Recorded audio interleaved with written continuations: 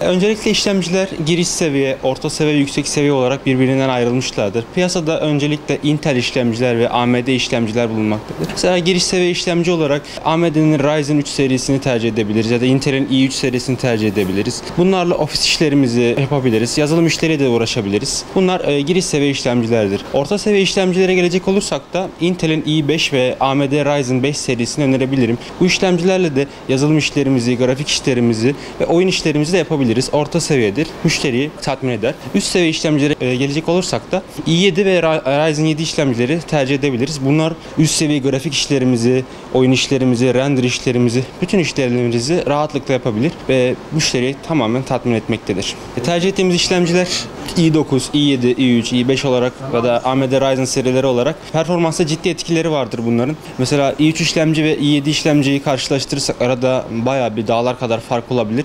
Kullanıcının yapabileceği işlemler açısından tercih edeceği işlemci çeşitleri vardır. Buna göre tercih ederiz.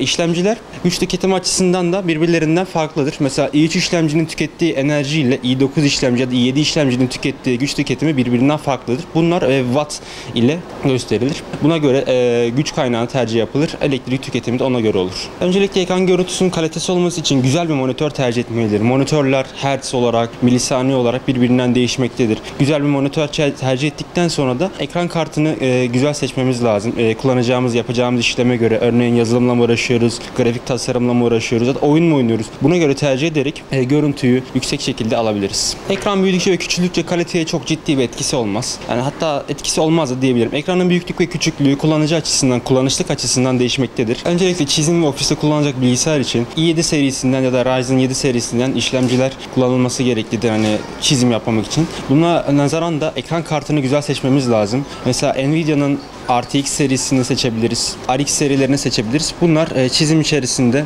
gayet yardımcı olacaktır kullanıcıya. Bunun için de i3 işlemcileri ya da AMD'nin Ryzen 3 serisini tercih edebilirim. Bu işlemcilerde genel olarak onboard ekran kartı bulunmaktadır. Bunun için ekran kartı harici alarak almasına da gerek kalmaz. Word, Excel işlerini ya da internet üzerinden olan işlerini rahatlıkla gerçekleştirebilir. Öncelikle kendi istekleri belirlemelidir. Mesela bir kişi oyun oynar, sürekli oyuna adaptiftir, oyun oynamak ister. Ona göre bir ekran kartı, RAM, SSD, işlemci seçimini, anakart seçimini güzel şekilde yapmalıdır. Yazılımla uğraşıyorsa ona göre ya da işlemcisini, ekran kartını, grafikle uğraşıyorsa ekran kartını özellikle daha iyi seçebilir. Ama bir kişi normal ofis işleriyle uğraşıyor, muhasebe işleriyle uğraşıyorsa, Excel işlerini, Word işlerini yapıyorsa düşük seviyeli işlemciler önerebilirim. Mesela onboard ekran kartlı işlemcileri önerebilirim. Çok ciddi ekran kartları masraf yapmamasını önerebilirim. Çünkü çok ciddi bir iş yapmayacak bu konuda. Malum dolar kurları şu an yüksek ama ve lakin ikinci el toplama yapabilir isterse.